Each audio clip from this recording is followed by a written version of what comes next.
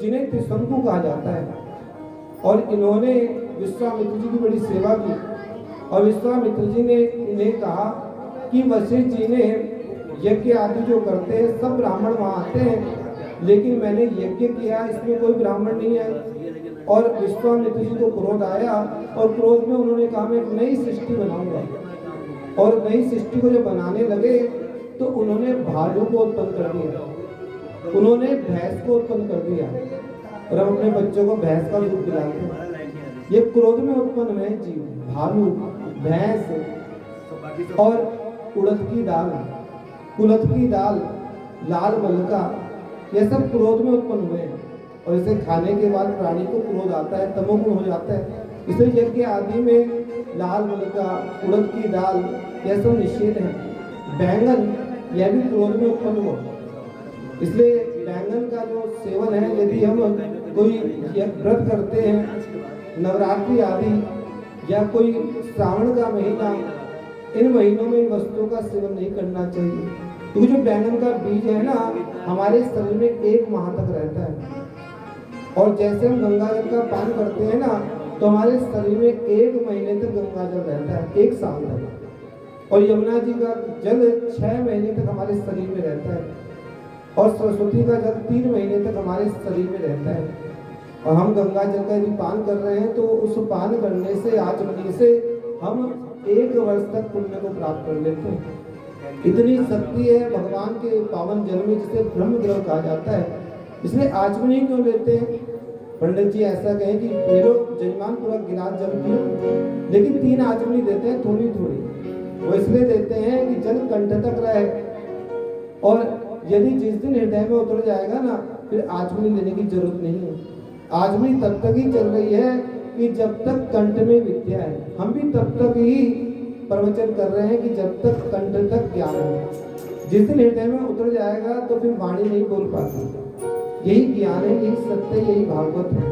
इसलिए आचमनी जब दी जाती है तो कहा कि ज्ञान को कंठ तक रखना, कि समाज को भी लाभ दे सको और अपने को भी लाभ दे सको। जिस दिन हृदय तक पहुंच जाती है तो फिर हृदय तक पहुंच जाने पर फिर मुख से बोला नहीं जाता। इसलिए परमात्मा की जो कथाएं हैं वे अनंत कथाएं हैं। विश्वामित्र जी को कहा कि आप ऐसी सृष्टि मत बनाइए। सभी ब्राह्मण उपस्थित हुए और विश्वामित्र जी ने सृष्टि को बनाना छोड़ दिया। इसलिए कहा कि गाय का दूध ही सर्वोपरि है। बच्चों को, बालकों को गाय का दूध ही पिलाना चाहिए। और भैंस का दूध तो पहलवानों के लिए है, क्योंकि उसमें बुद्धि की जरूरत नहीं है। सामने वाले से लड़ना है तो बुद्धि क्यों देखनी, सीधा लड़ना है। अब यही नहीं पता इसे मार भी दिया और बाद में पूछे इसने क्या किया था। पहलवान बुद्धि तो ऐसी होती है। इसलिए कहा कि इसमें जो बल है ना, तो बल के लिए तो आवश्यक है, लेकिन यदि ज्ञान की आवश्यकता है तो उसमें जो गाय का दूध है वह शरीर को पुष्ट करने वाला है, शक्ति को देने वाला है। गाय दूध से उत्तम संतान की प्राप्ति होती है, पुत्र की संतान की प्राप्ति होती है। गाय दूध में ऐसा तत्व है। सत्यव्रत ने त्रिशंकु रूप में विश्वामित्र जी की सेवा की और अंत में वह ससरी स्वर्गलोक को चले गए। और इनके पुत्र राजा हरिश्चंद्र हुए हैं। इन्हें कोई नहीं जानता। महात्यागी, एक समय स्वप्न के दान को ही सत्य मान लिया। इंद्र के सामने राजा हरिश्चंद्र की प्रशंसा हो गई कि राजा हरिश्चंद्र जैसा दानी पृथ्वी पर नहीं है। अब इंद्र को तो बड़ी ईर्ष्या हो गई, कहीं ऐसा ना हो कि मेरा पद चला जाए और हरिश्चंद्र ही पद पर बैठ जाए। और सूर्यवंश में बड़े बड़े प्रतापी राजा हुए हैं और स्वप्न के दान को सत्य मान लिया। अगले ही दिन विश्वामित्र जी आए और राजा हरिश्चंद्र ने कहा कि हाँ, मैंने स्वप्न में जो दान किया था और आप आ भी गए। ये लीजिए संकल्प, ये सारी संपत्ति आपकी है और सब कुछ मैं आपको प्रदान करता हूँ। विश्वामित्र जी ने कहा, यदि कोई वस्तु आप दान दे रहे हैं तो उसके लिए दक्षिणा भी चाहिए होती है। बिना दक्षिणा के यज्ञ संपन्न नहीं होता।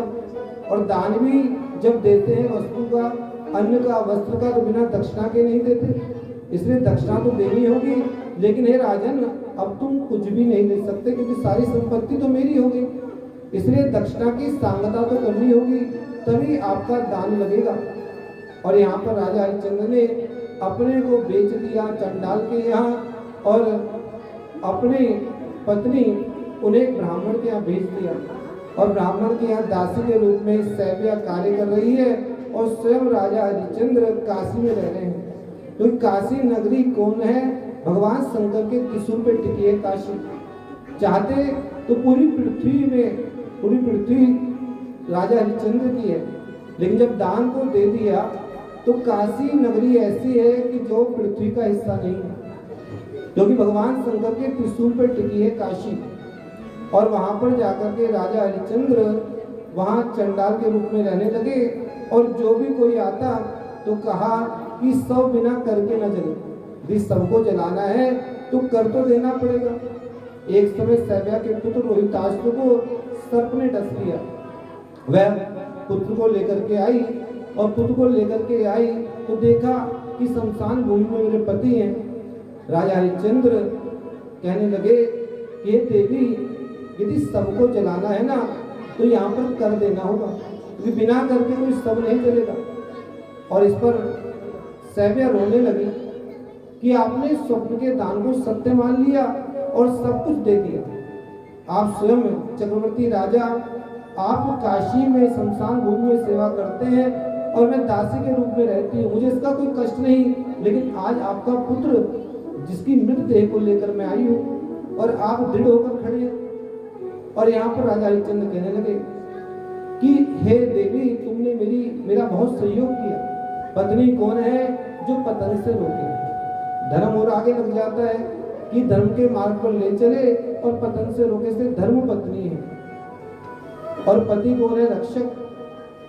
तो यहाँ पर कहने लगे कि हे देवी, तुमने इतना साथ दिया, थोड़ा सा और दे दो, और मुझे कुछ नहीं चाहिए, ना मुझे स्वर्ग चाहिए और मुझे कुछ भी नहीं चाहिए।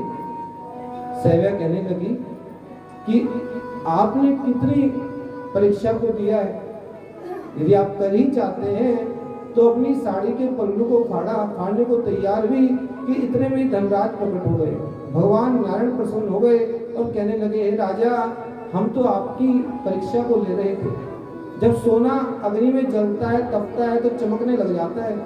राजा हरिश्चंद्र की कीर्ति चारों ओर फैल गई। इसलिए कहा ना कि पत्नी कैसी हो कि जो है उसको तब देखा जाता है जब संकट जीवन में आता है। धीरज धर्म मित्र अरुणारी, आपत काल पर कहीं चारी। आपके अंदर धैर्य कितना है? जो संकट पड़ता है ना, तब पता चलता है कि आपके अंदर धैर्य है। और मित्र का तब पता चलता है कि जब जीवन में कोई कष्ट आने लगता है। और सच्चा मित्र होगा तो आपके सुख में यदि साथ है तो दुख में भी साथ होगा।